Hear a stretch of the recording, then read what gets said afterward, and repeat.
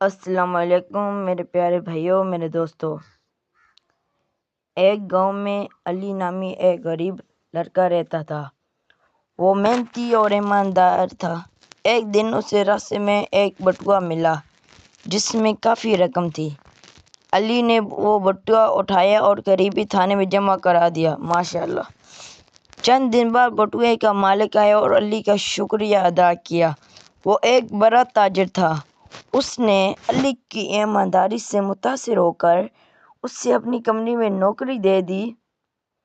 وقت گزرتا گیا اور علی اپنی محنت سے کامیاب ہوتا گیا۔ جیسے محنت کرنے والا کبھی ناکام نہیں ہوتا۔ آخرکار وہ اسی کمپنی کا اہم افسر بن گیا۔ ماشاءاللہ۔